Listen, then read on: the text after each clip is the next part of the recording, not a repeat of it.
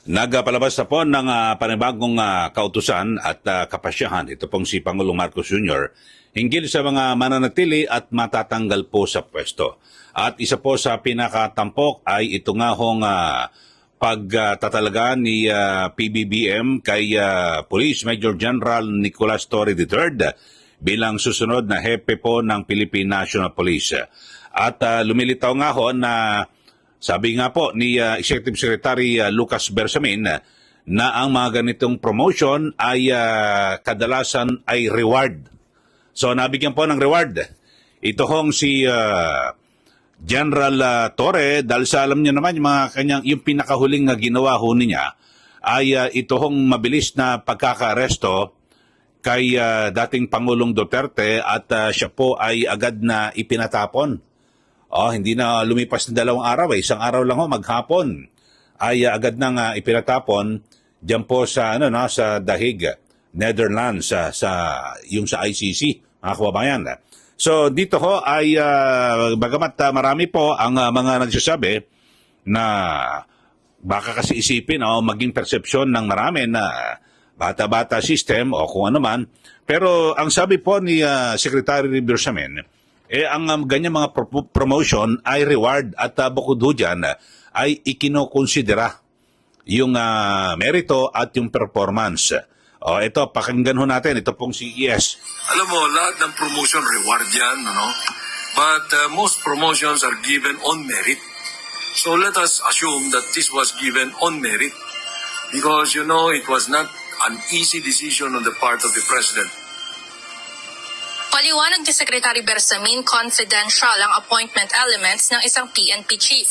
Ngunit tiniyak nito na performance ang isa sa palaging tinitingnan ng Pangulo.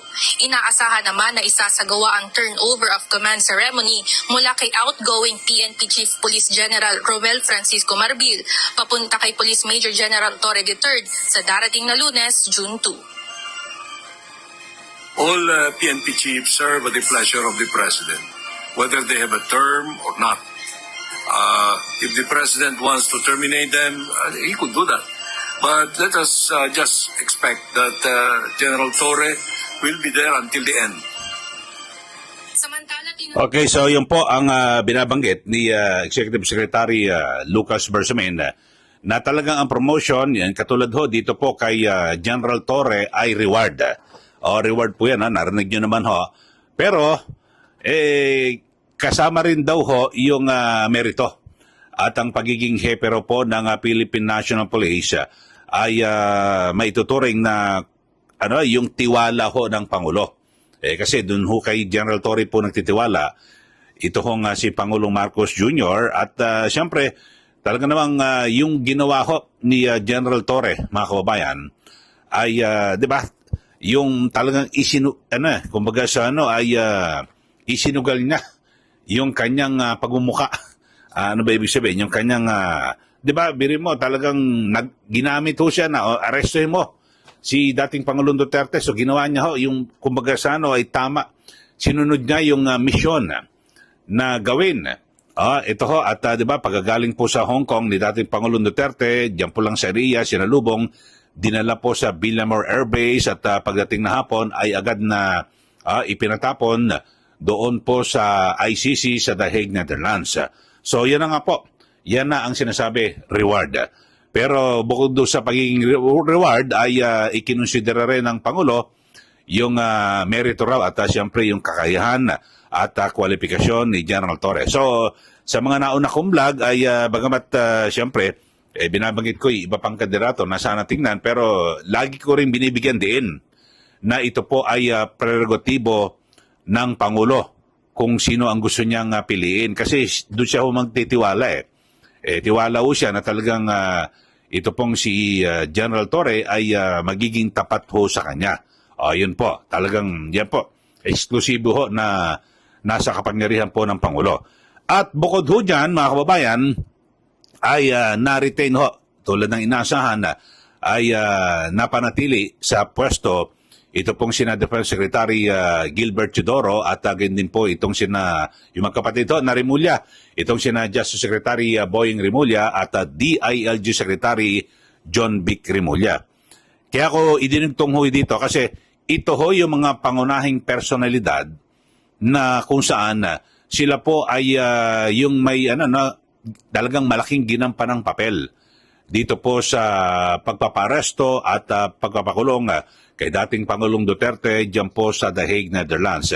At di ba base nga sa mga naunang kwento noon ni Secretary John B. Cremulya na kung saan ay group effort yung kanilang ginawa ho mga kababayan, di ba, sa pagpaparesto dito po kay dating Pangulong Duterte, di po ba?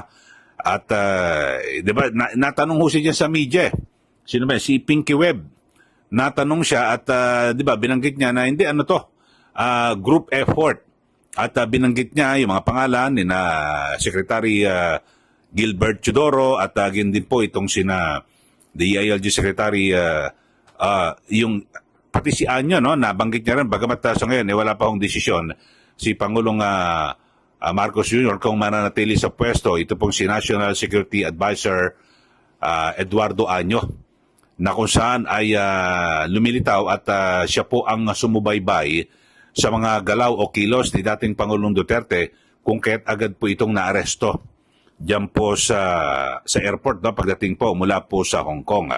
So yun po mga kababayan, so lumilitaw na lahat po na may mga ginampan ng papel sa pagkakaresto dito po kay dating Pangulong Duterte, sila po ay mananatili sa pwesto. At siyempre, pangunahin po dyan, kumbaga siya po pinakaponente at punong abala sa pagkakaresto ay ito pong si Major General Nicolas Torre, na siya na po ngayon ang susunod na hepe ng Philippine National Police. At ang kanyang termino ay, bago mag-retire ho siya, ay 9 na buwan na lang ho siya, no, sa kanyang panunungkulan. Pero ulitin ko, prerogatibo rin po, may kapangyarihan ng Pangulo na gawin niya ho, no, na i-extend ito hong termino ni General Torre sa pagiging hepe ng Philippine National Police. So yun po, suma total mga kababayan, yung pinag-usapan ho natin ay yun ho, namutawi sa bibig ho ni E.S. Bersamin na ganyan mga promotion na yan, reward do yan. Pero dito ho kay General Torre ay dapat tingnan din daw ho yung kanyang yung merito ho, no, yung kanyang ginawa, yung kanyang performance at yung kanyang kwalifikasyon. Ganyan ho talaga mga kababayan, di po ba? Ulitin ko ho, prerogatibo po ng Pangulo kung sino yung mga nais niyang na manatili sa pwesto. Pero alam niyo ho, ang una hong binabanggit ho ni Pangulong Marcos Jr. na marami raw po sila natutunan sa resulta po ng 2025 elections. At di ba talagang bumagsak po yung kanyang popularidad at naalaman ho nila na kung saan ay maraming galit ang tao kahit hindi po ibinoto yung mga kandidato ng alyansa na mismong inendorso ni Pangulong Marcos Jr. So yun ho. Pero kung atin pong titingnan, isa po sa nakapagpabagsak sa popularidad ni Pangulong Marcos Jr. at di ba marami hong nagalit sa kanya ay ito hong pagkakaresto at agad na pagpapatapon sa The Hague, Netherlands kay dating Pangulong Duterte. Di po ba? At meron nga base sa survey ng Pulse-Asia, 50% ayaw hong hindi dapat na ipinaaresto ron si dating Pangulong Duterte.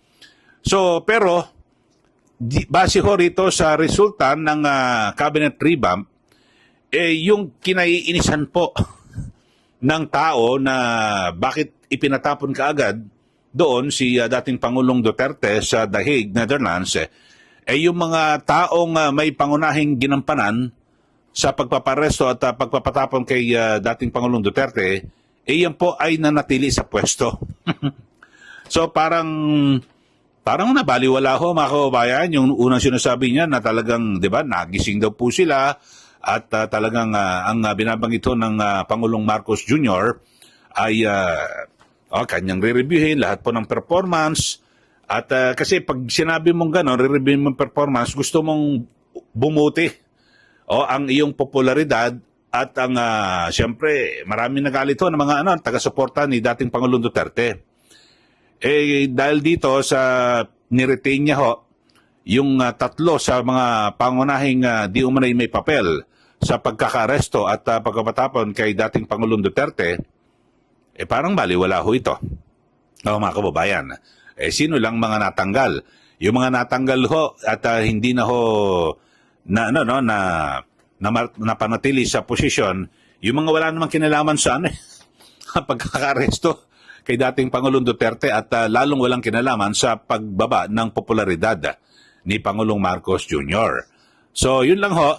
Pero yung Solicitor General, talagang ako, nung tumanggi, itong si Solgen Guevara na katawanin ang gobyerno, yung sa kaso ko ni Duterte, no, talagang, sabi ko, sigurado matatanggal. Yun na, natanggal na ho, mga kababayan. So, abangan ho natin. Pero parang wala na ho, no? Wala nang saysay para hintayin pa yung mga susunod na hakbang o desisyon ng Pangulo dito po sa cabinet revamp. Kasi yung tatlo ho na miyembro ng gabinete at itong si General Torre na may pangunahing papel, nakapwesto ulit, tapos na ang kwento. So mukhang magkapatuloy pa rin yung pagbagsak ng popularidad ng Pangulo. Base po yan, sa aking pananaw lang mo yan. Dahil sa, di ba, ang sabi ng Pangulo, maraming nagalit, nainis. Kasi base rin po sa survey, kung kanilang tiningnan yung survey, maraming naging emosyonal at simpatya na nakuha yung pagkakaresto kay dating Pangulong Duterte at ipinatapon sa ICC. Tapos, nag-cabinet revamp. Yung mga tao na may kinalaman sa pag-aresto at pagpatapon sa ICC, nanatili sa pwesto. So, nabaliwala. Yun lang ang aking pananaw. So yun lang. Kayo, ano ang pananaw niyo, mga kababayan? Dito ho sa cabinet revamp na ito. Nang sabi ng Pangulo, nagising daw po sila. Marami silang natutunan noong 2025 elections. Marami pong galit na tao. Hindi po sumuporta sa alyansa. Pero yung mukhang baliwala ho, no? Yung survey kasi sabi, bakit galit ang tao? Kasi pinatapon mo yung ginawa mong pagtrato kay dating Pangulong Duterte. So, yan lang po. Kayo, ano pong komentaryo nyo? At lalo na ho dito sa paghirang kay Police Major General Nicolas Torre bilang susunod na hepe ng Philippine National Police. Ulitin ko, prerogatibo po ito ng Pangulo, pero tayo rin hong mamayan ay may karapatan din na magbigay ho ng komentaryo at pahayag kung ano ating saloobin. So, yun po. At abangan ho natin yung mga susunod ho na kaganapan sa Malacanang, pero ako ho, wala na. Tapos na. Kasi yan po inaantay ko kung masisibak o hindi. Itong mga may pangunahing papel sa pag-aresto kay dating Pangulo Duterte at ito pong kay General Torre. So, wala na ho yan. Siguro sa ibang isyo ay abangan ho natin yung mga kaganapan dito po sa ating bansa. Hoy, sa mga bago lang po sa ating channel, subscribe na po kayo. At huwag niyo rin po kalimutan na share at i-like yung ating pong YouTube channel. Maraming salamat muli. Ito po si Ka Eli. Magandang araw po sa ating lahat.